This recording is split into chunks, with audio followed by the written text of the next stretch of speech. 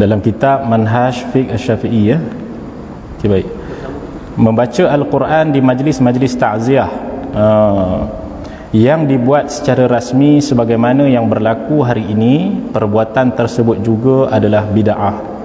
Yang sunat hanya mengucapkan ta'ziah kepada keluarga si mati dalam tempoh 3 hari dari hari kematiannya, sebagaimana yang disepakati ulama, atau dengan kata-kata yang lain, bukan keluarga si mati yang menentukan tempohnya.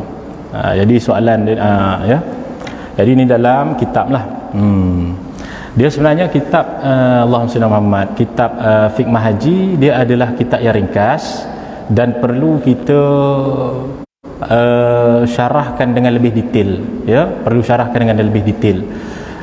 Bila kita kata membaca Quran di majlis-majlis ta'ziah yang dibuat secara rasmi, berlaku hari ini, perbuatan tersebut juga adalah bid'ah. Ya, sebenarnya majlis-majlis ta'ziah ni, majlis-majlis kita memberikan makan kepada si mati, kepada orang-orang yang hadir di dalam kenduri si mati itu dalam mazhab Syafi'i ada 4 hukum. Dalam mazhab Syafi'i ada 4 hukumnya. Ya, yang pertamanya adalah wajib.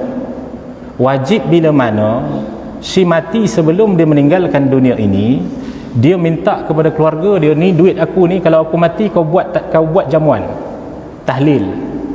Maka di situ wajib. Itu yang pertama. Ya.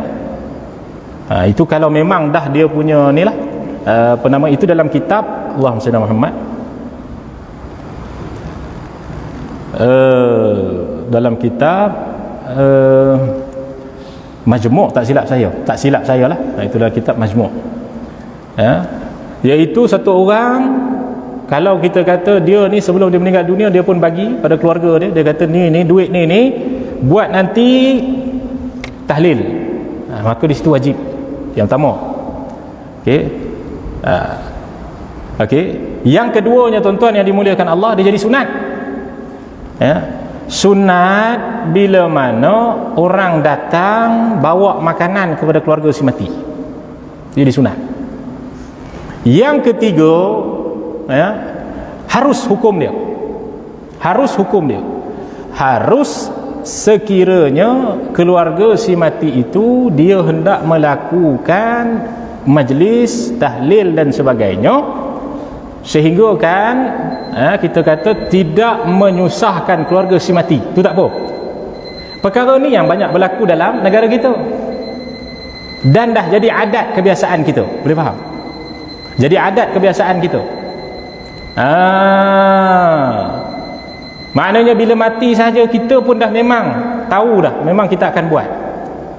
Maka bila dah jadi adat kebiasaan kita, sebab kita pun tahu, bila tahu apa namanya, kita punya keluarga kita meninggal dunia, maka kita pun akan buat kenduri tahlil, kenduri arwah, bacakan Quran. Kita faham itu untuk si mati juga hakikatnya. Dengan adanya orang-orang begini, orang-orang yang hadir, maka dapatlah disedekahkan pahala kepada si mati, maka kita pun beri makan kepada mereka, harus tak ada masalah pun. Harus tak ada masalah pun. Bahkan dah jadi adat kebiasaan dalam negara kita, sehingga kan dalam kaedah fiqh menyatakan al-'adatu muhakkamatun, adat itu dikira sebagai satu hukum. Maknanya kalau tiba-tiba ada orang datang kepada keluarga si mati ni kata apa yang kamu buat ni bid'ah, maka haram orang tersebut untuk membid'ahkan amalan yang dah jadi adat umat Islam dalam negara ni. Haram hukum dia. Kenapa? Dah jadi adat kebiasaan. Macam baca Yasin tahlil Khamis malam Jumaat. Ya. Kita baca Yasin tahlil biasa dah daripada tok nenek kita dulu ni. Apa kelebihan dia? Kelebihan dia, orang yang tak pernah baca Quran pun akan tahu baca Yasin. Cuba tanya, setiap kampung kita ni, orang-orang yang duduk mana-mana tempat pun tanya Yasin, boleh sambung. Tu dia. Kan boleh sambung lagi. Itu hebat tu ulama-ulama kita dulu ni. Ya. Dalam seminggu mereka ni tak pergi masjid je. Tapi Khamis malam Jumaat mesti ada. Sebab apa? Sebab ada nasi biryani. Kan? Ada apa lagi? Ada murtabak, ada canai, ada teh tarik. Teh tarik tu yang sedap tu. Jadi tuan-tuan yang dimuliakan Allah, ini semua dakwah yang para ulama kita buat daripada dulu lagi. Maka tiba-tiba ada orang kata Yasin tahlil ni bid'ah. Bila dia kata macam tu, haram hukumnya dia kata. Sebab apa? Bid'ah pun dalam mazhab Syafi'i kita ni, dia ada bid'ah hasanah dan bid'ah sayyi'ah pula dah. Dia ada bid'ah yang baik, dia ada bid'ah yang buruk. Tak boleh bila kita sebut sahaja bid'ah, bila kita kata sahaja hukum bid'ah. Apa hukum bid'ah ni? Sebab bid'ah dia ada bid'ah yang baik, dia ada bid'ah yang buruk. Yang mana satu yang nak ni? Itu dia. Ya, jadi tuan-tuan yang dimuliakan Allah Subhanahu wa taala, cerita panjang bab bid'ah ni panjanglah. Nak cerita bab ni saja, syarah bab ni panjanglah.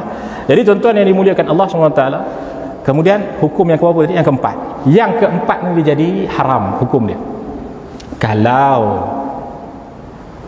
si mati itu meninggal, anak tu dia kecil lagi, masih anak yatim lagi, sebelum balik lagi, kita pergi paksa ambil dia punya harta untuk buat kenduri tahlil di situ. Itu yang jadi haramnya dalam mazhab kita, mazhab Syafi'i.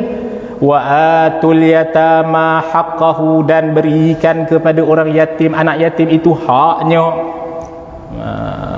Tak boleh kita pergi ambil hak dia, kita pergi ambil. Itu tak boleh, tak dibolehkan. Maka perkara ni sebenarnya telah harmoni lama dalam negara kita, berkaitan buat kenduri arwah ke, kenduri tahlil ke.